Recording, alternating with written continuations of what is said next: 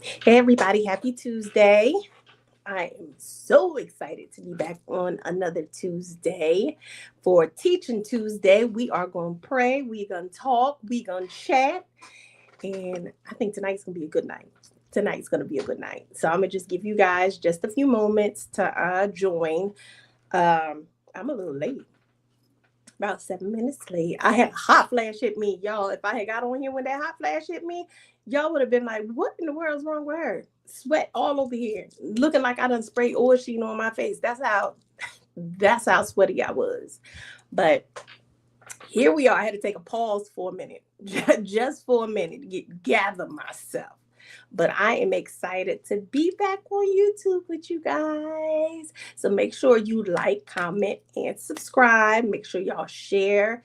This is only on YouTube, so it's not on Facebook, guys. But invite somebody to the link. Share the link so they can come and be a part of the tribe on tonight because I am excited. I am excited because we are going to be talking about God's direction and following God's direction. And when I shared this revelation that He gave me, y'all, listen, when I share this revelation, it is going to blow your mind. It's going to blow your mind. So, we're going to go ahead and get into it. Let's put these good phones on Do Not Disturb because I most definitely thought I did put it on Do Not Disturb. Here we go. All right. We got it. All right. So let's talk about this. A few weeks ago, as y'all know, I live in Roanoke, Virginia. So me and my husband, me and my man, decided that we were going to go to Atlantic City. Well, he decided we were going to go to Atlantic City. I've never been to Atlantic City. So I was super excited to go. Well, the flights to like Philly were full, so we decided we were going to fly to Dulles and go and just take the 3-hour drive. Y'all, I done flew into Dulles 1,000,002 times. I've flown into Dulles 1,000,002 times. I know how to get from Dulles on 495 and get to where I have to go. So in this particular night, because we're going to Atlantic City, I've never been there. I'm gonna go ahead and put in the GPS before I even take the rental out of the garage. So I put in the GPS. I know I have to get on 495 and get on 95. I know this. Like, this is common sense. I know this. But I'm trusting the GPS. So we pull out the garage. I normally turn left. It's making me turn right. And I'm like, I don't know this way. I said, where in the world is GPS taking me? But I ain't got time to look forward towards in the direction. So I'm gonna just follow whatever it is telling me to. I'm going to trust it at this moment because I'm going somewhere that I've never been. So I'm trusting the GPS at this point. Y'all, it puts me on 495. But if you ever been on 495, you know that you have the easy pass lane and then you got the regular lane. Well, this daggone GPS done put me in the easy pass lane. So now I got to pay tolls to go on this route. And I'm hot. I am livid because I am literally riding parallel to the normal 495 that I would take, the one that without the toll, the one that I do not have to pay for. I'm literally riding parallel, except for it's costing me money. It's costing me money. We going the same direction. We're going 495 towards Baltimore. Like, why am I having to pay? And they just keep going. So I'm telling my husband, like, I should have just took the way that I normally go. I knew I was gonna have to get on 495 to 95. I knew that. So why am I paying to go? Y'all complaining the whole time.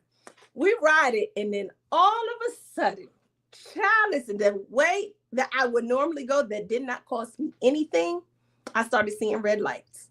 And what happened? They were backed up.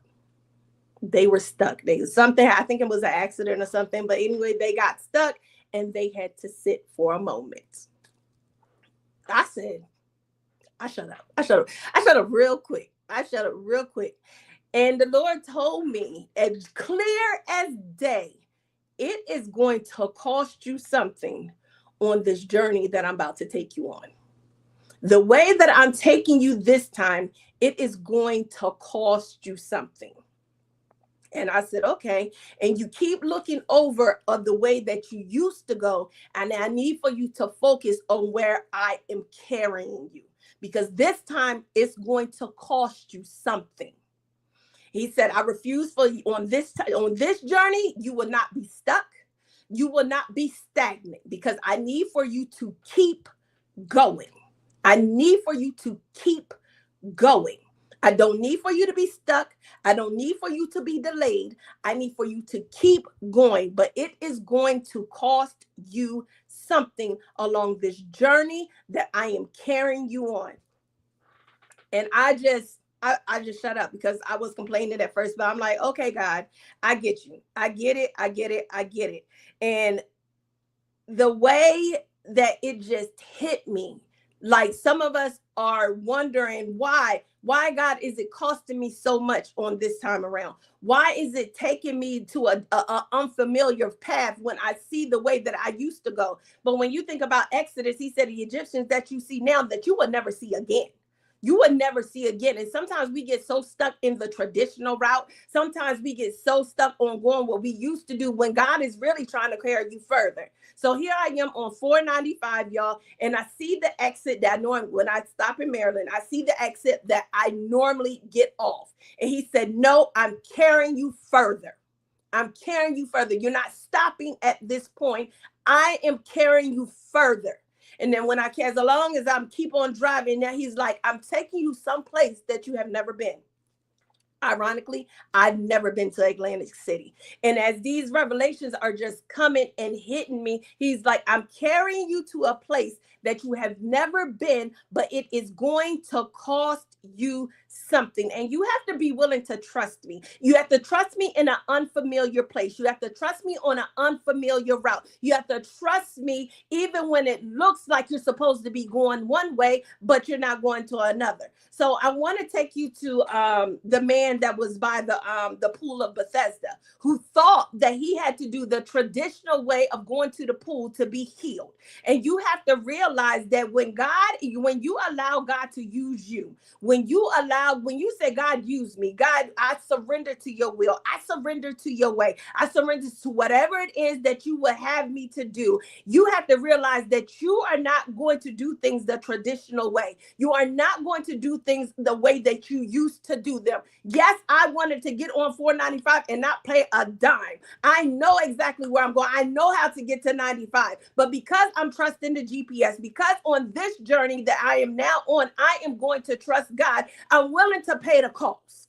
I'm willing to give up whatever it is that God is having me to give up. I'm willing to release whatever it is that he has me to release in this season so that I can go further, so I can go to a place that I have never been. I'm willing to trust God in an unfamiliar place. And we have to remember that even when the man that was by the pool of Bethesda started giving Jesus excuses, he started saying, listen, Jesus said, do you want to be healed? He said, I had nobody to help me into the pool. He depended on the traditional way. He depended on what everybody else was doing. He depended on what he's seen. When Jesus was just asking him to just believe. When he was just asking if you can just believe for the miracle, if you can believe for the unorthodox, if you can believe for the extraordinary, then I promise you that you're going to see miracle signs and wonders. I want to carry you to a place that nobody else has been. I want you to be the blueprint. I want you to be the billboard to say that I am God. I want people to look at you and say, I see the glory of God all over you. I see the light of God all in you. And you have to be willing to let go of some things, let go of your old ways, let go of what you used to do, let go of the traditions that your family has taught you in order for you to get to a place that you have never been. God wants to take us to a place that we have never, ever been. And the perfect example of that is Ruth. Ruth decided that I am going to let go of everything that I know to walk into my new.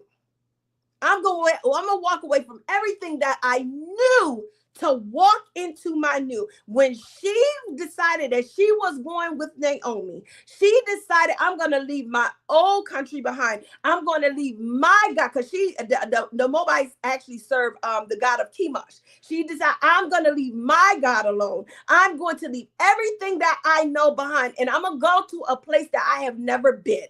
I am going to trust. She trusted the God that was in Naomi, even though it felt familiar to stay where she was at. But she was determined that she was going to get a newness. She decided that she was going to walk through an open door. And you have to realize, in order for new doors to be open, you're going to have to walk away from the old. You're going to have to be willing for God to uproot you from the place that is familiar, from the place that is comfortable, from the place that feels like I know everything, in order to walk into a place that God is going to have to lead you. He's going to have to speak to you. You're going to have the ear to hear to get your next direction.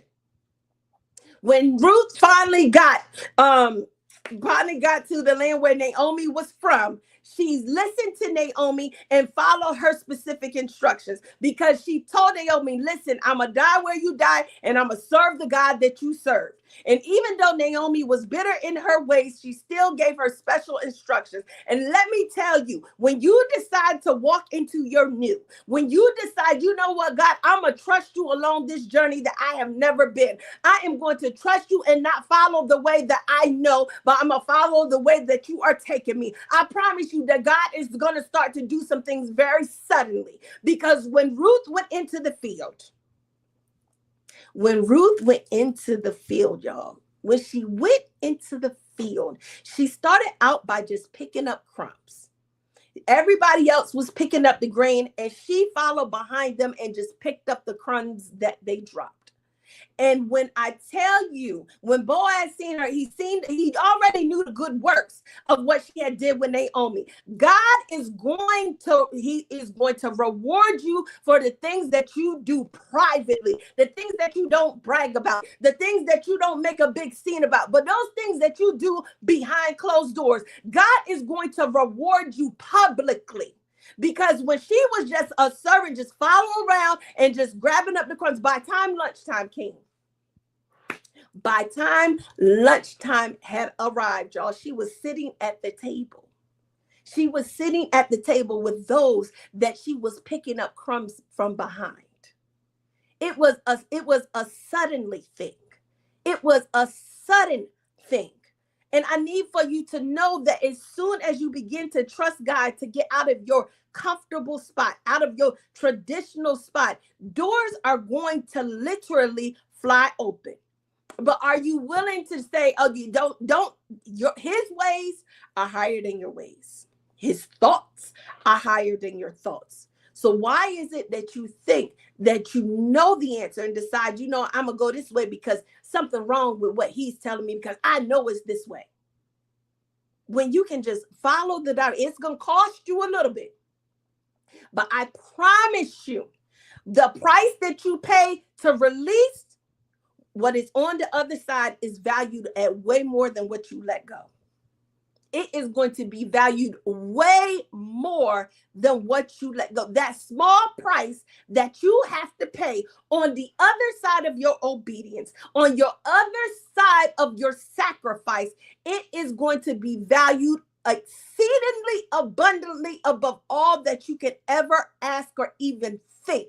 Because don't think that you can. It says, give and it shall be given back to you. Pressed down, shaken together, and running over shall men give unto your bosom. When I tell you that when you start to let go and you start to make room for what God really has for you, you think you living good now. You think you're comfortable now just because it's better than the pit that you were in. God still wants to give you his best. So you have to make room for God's best. That's part of the pruning process. He says that I will prune you back so you can produce more fruit, so you can produce much fruit. That means before he pruned you back, you are producing something.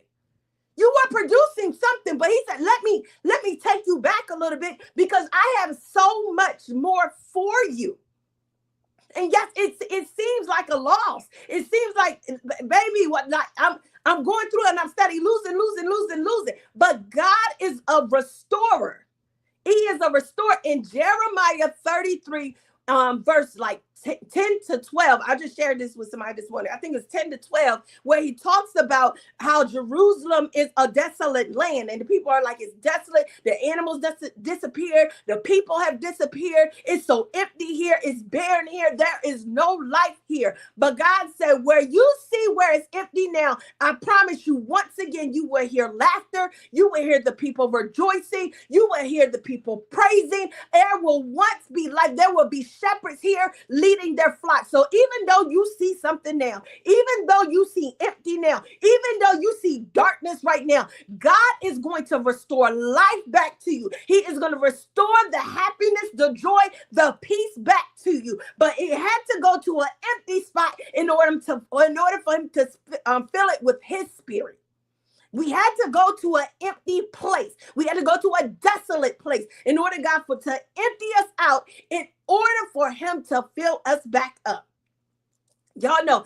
And when I talk about rebuild, it talks about God tearing down and building back up. I want to say that Jeremiah 30 and 17. But he talks about tearing down and building back up. He's tearing down idols. He's tearing down things inside of us that no longer are conducive to us winning in the kingdom of God. He's tearing down everything that is hindering us from moving forward. He's tearing down everything that is holding us back and anchoring us down from really walking into the purpose that he has called us to do. So when he said, I'm going to tear down to build back up, it is not to hurt you. It is not to defeat you. It is not to punish you, but it is to reward you with the promise that he said that you could have. You are working towards a promise. You are not working towards these success, because success is already in you. We're not chasing anything that is already in us. When he talks about Deuteronomy 8 and 18, he says success already belongs to you. Baby, success is already in you because of the covenant that he has already made. So we're not chasing success, but we're about to walk into the promise, and we have to make room for everything that he says that he's going to give us that pertains to life and godliness. Everything that we need that pertains to life and godliness is already in us. But we have to make room for it to manifest. We have to make room for these seeds that he has planted to come on up. We have to make room for it, and it requires a tearing down. A tearing down. See, when you're in the wilderness and you tear, he starts to tear. I think I talked about this last time, but he starts to tear down some things. He starts to tear down trees in the forest so that you can see clearly. God has to tear down those idols. He has to tear down those things that are blinding you, that are blocking your vision from really seeing where you're supposed to be going, for really seeing what the things that he has for you to see the vision that he's already placed on the inside of you. Like, you got to tear those down those things that are hindering you from seeing the will of God. So when he starts removing people, when he starts removing things, when he starts removing jobs, when he starts uprooting you out of places that no longer serve you, don't be disappointed, because he's about to plant you in a new place. He's about to plant you in the place that he has called you to. You have to realize that every place has a season. Everything in your life has a season. So I go to therapy. I go every Thursday. And my therapist told me one day, she's from California. This is her first year here. This was her first winter here. It was her first summer here. And she said she hated the winter. She was so ready to go back to California. She said she was not used to the cold. She was not prepared as far as the wardrobe. That we got to be prepared. God is always sending warning before destruction. You have to always be prepared, but we'll talk about that later. But she was talking about how she wasn't prepared. She didn't have the clothes that she thinks she would need it. But she said to me, I'm so glad that I stayed, because I got to see what was on the other side of winter. And this spring, she loves it. She loves the weather now. And she said, I'm so glad that I didn't go back, but I stayed to see what was on the other side. And when I tell y'all, that thing blessed my soul. Because sometimes we get in our suffering season and we give up. We decide it is what it is. This is where God has me. This is what he's punished me for. I've done enough in this life though, so this is where I'm going to end up at. No, but if we continue to press, if we continue to move, if we continue to trust God, I promise you, on the other side of your suffering, on the other side of the pit, on the other side of the mountain, I promise you, it is the place that God has called you to.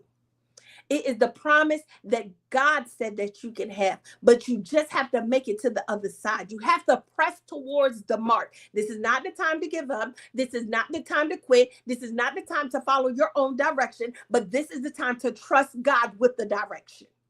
This is time to trust God with his instructions. If I had never trusted God with that GPS that night, I would have been stuck in traffic and I've probably been 3-4 hours delayed getting to my destination. But because I decided, even though this thing don't feel familiar, even though it doesn't look like the way that I normally go, even though I know where I'm supposed to go, but why is it taking me this way? I decided to go with it.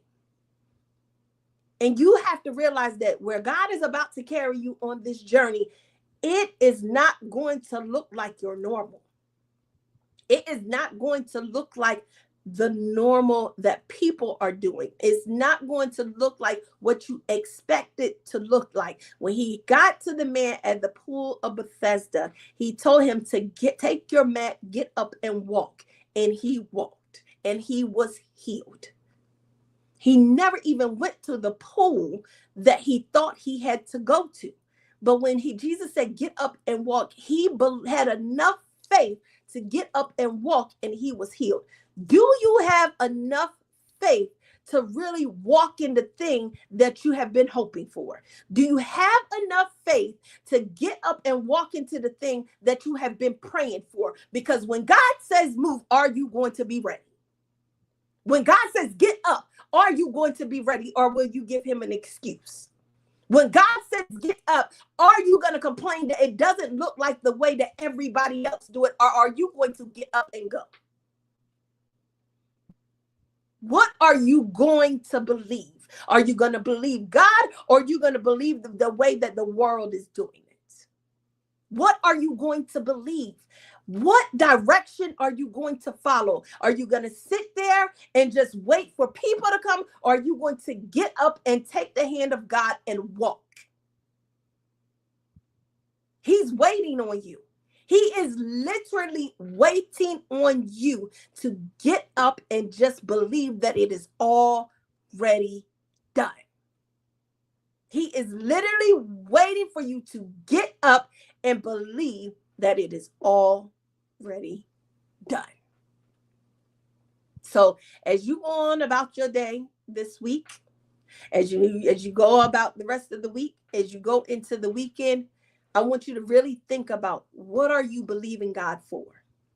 And whatever it is that you're believing God for, I want you to begin to walk in it.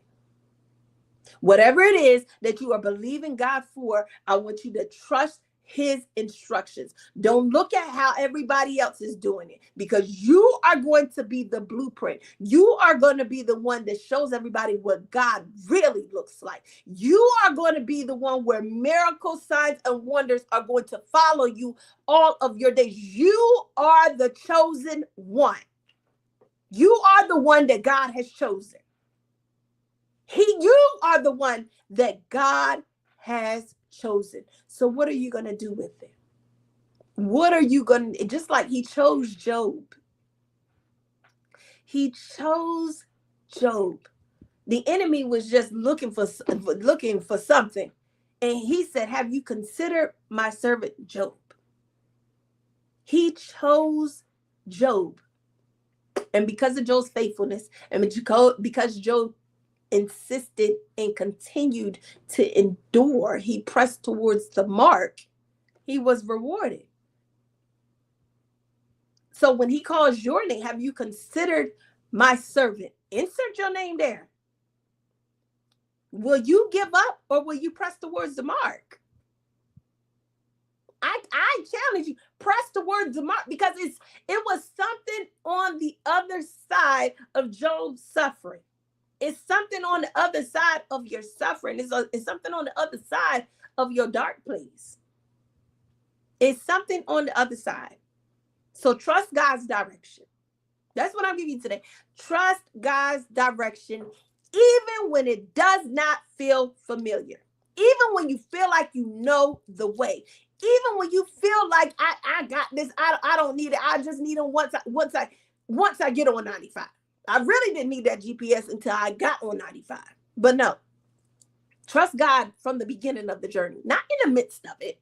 Don't start trusting him when you get in the middle of it, but trust him at the beginning of the start. He is the Alpha and the Omega. He is, oh my God, he is the beginning and the end. Trust him. Trust him at the beginning and throughout the entire process. All right? Y'all, I love y'all. I love y'all. I will see y'all in 2 weeks. 2 weeks, 2 Tuesdays from now. Remember, we are on here every first and third Tuesday. First and third Tuesday. So I will see y'all 2 Tuesdays from now. And I am looking forward for testimonies of how you trusted God, how you followed his direction and did not go your own way, how you trusted his plan, the plan that is of good and not disaster, the plan that is for a future and a hope. I'm looking forward to seeing how you trusted God and that thing worked out for your good. All right. Listen, I love you guys, and I will see you in 2 weeks.